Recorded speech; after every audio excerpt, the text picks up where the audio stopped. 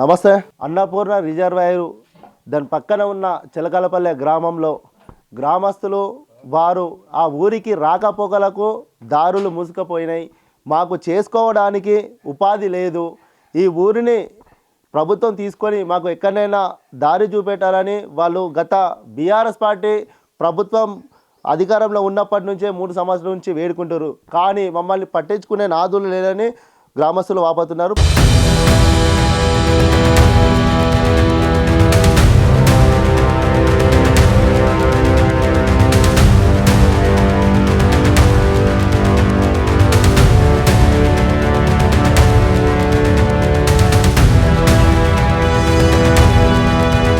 First ఒక కాలువ start చేసారు.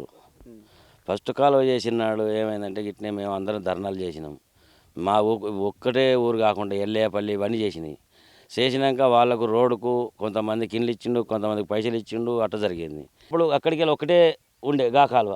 ఆ తర్వాత ఇది మోపైనాక పూర్తిగా ఇండ్ల దర్వాల మొదటికి వచ్చినట్టే అయింది. దర్వాలలో ఇప్పుడు పోతే ఇండ్లల్లో మొత్తం స్లాబ్లు పోసుకున్న వాళ్ళవి క్రాక్ వచ్చినాయి, పలిగిపోయినాయి స్లాబ్లు. ఇక ఇంకో 4 వదిలేదు కూలే పరిస్థితి వచ్చింది.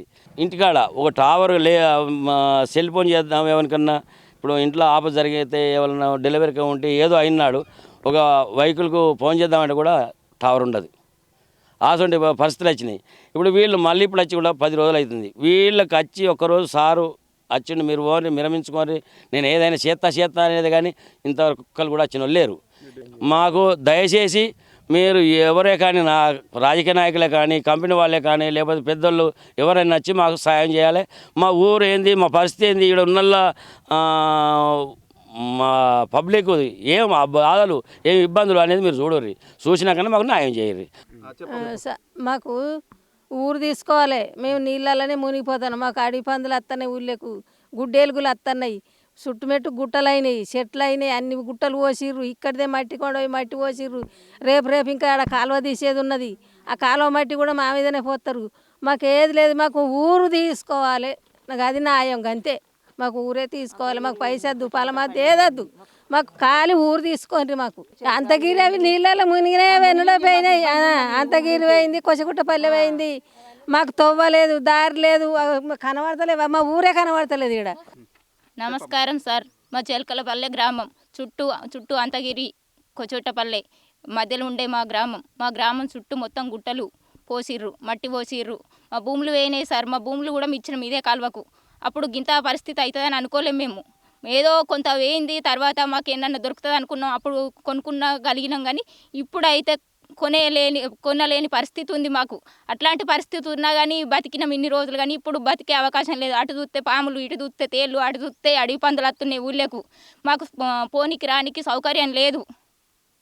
అన్నిటికీ ప్రతి ఒక్క దానికి ఇబ్బంది ఉంది. మాది 75 ఇండ్లు ఉన్నాయి సార్. అంతా కొడితే ఆ 75 ఇండ్లు తీసుకొని మాకు ఏదన్నా పరిష్కారం చేస్తారని 10 రోజుల సంది మేము ఈడ నిరాహార దీక్ష చేసుకుంటా, వంటలు చేసుకుంటా, ఓ పుట్ట తినుకుంటా, ఓ పుట్ట ఎండుకుంటా, పిల్లలు ఆడు ఉంచి వచ్చి ఈడ మేము గుట్టకు సెట్టుకి ఏడ్చుకుంటా, మా మొగళ్ళు ఆడోళ్ళం ఇక్కడ వనవాసం వెళ్ళి తీసుకుంటా 10 రోజుల సంది ఉన్నా కానీ మాకు ఏ ప్రభుత్వం వచ్చి ఇంత సాయం చేస్తామని అంటలేరు.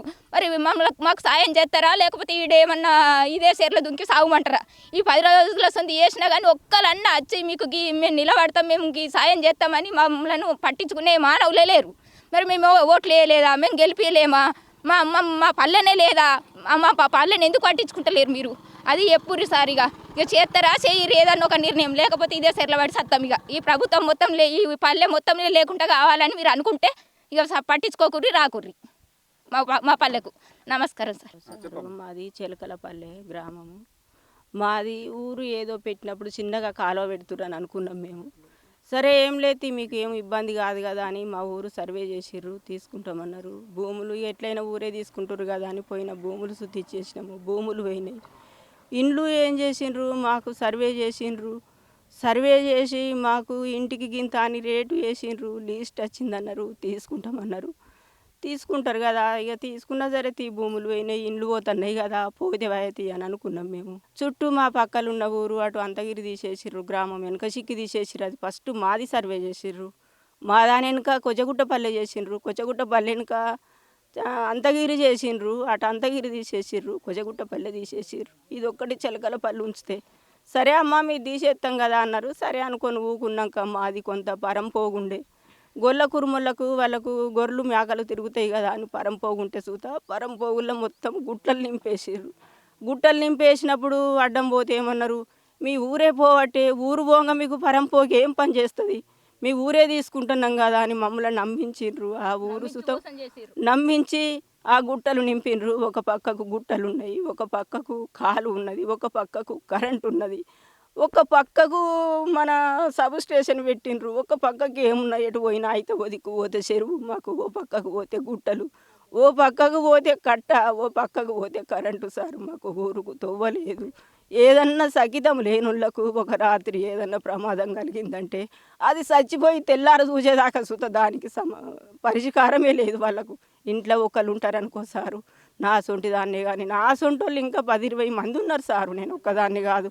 నా ఒకదాని కోసం చేస్తలేను. కొందరికి కొడుకులు ఉంటారు, కొందరికి ఉండరు. ఉన్నోళ్ళు సుతా కొంతమంది వేరే దేశాలలో పోయి బతుకుతున్నారు. అటువంటప్పుడు ఆడోళ్ళము పెద్ద మనుషులు ఉన్నోళ్ళు, ఇద్దరాల మొగలు ఉన్నోళ్ళు ఉన్నారు, పెద్ద మనుషులు కొందరు, ఒక్కళ్ళు ఉన్నోళ్ళు ఉన్నారు. ఈ ఒక్కళ్ళు ఉన్నోళ్ళ పరిస్థితి మాత్రం వాళ్ళు చచ్చిపోయి తెల్లారేదాకా సుత వాళ్ళకు తెలిసేటందుకు లేదు సారు. ఎటు పెట్టి మమ్మల్ని దయచేసి ఏదో ఒక రోడ్డు దీమికేయమని కోరుచున్నాం కానీ మాకు సిటీ కావాలి, మేము అక్కడికి పోవాలి, ఇక్కడికి పోవాలి, సిటీలో పోయి బతకాలని మేము కోరుకుంటలేము సారు. సో చూశారు కదా చిలకలపల్లె గ్రామ ప్రజలు ఎంత ఇబ్బందులకు గురి అవుతున్నారు. ఇక్కడ చూస్తున్నాం మనము, ఇక్కడ ఏదైతే కాలువలు ఉన్నాయో ఈ రిజర్వాయర్ అన్నపూర్ణ రిజర్వాయర్ ఏంగా మాకు చుట్టుపక్కల పోవడానికి దారి కూడా బంద్ అయింది. మేము బయటకు వెళ్ళలేని పరిస్థితిలో ఉన్నాము. కనీసం మేము బయటకు వెళ్ళాలంటే మాకు ఇక్కడికి బస్సులు రాలేని దుస్థితిలో మేము ఉన్నాము. మా పిల్లలు బడికి వెళ్ళాలన్నా ఏదైనా లేకుంటే అర్ధరాత్రి ఏదైనా సమస్య వచ్చినా కానీ 108 ఫోన్ చేసినా కానీ 108 రాలేని దుస్థితిలో ఉన్నారని గ్రామ ప్రజలు చెప్తున్నారు. ప్రస్తుతం మాకు ఎలాగైనా న్యాయం చేయాలి, ప్రభుత్వం మా ఊరిని తీసుకొని మాకు ఎక్కడైనా సరే మాకు వసతి కల్పించాలని చెప్పి గ్రామ ప్రజలు కోరుకుంటున్నారు. కెమెరా పర్సన్ అంజితో రాజేష్, సిద్దిపేట, మనకర్తేయం టీవీ.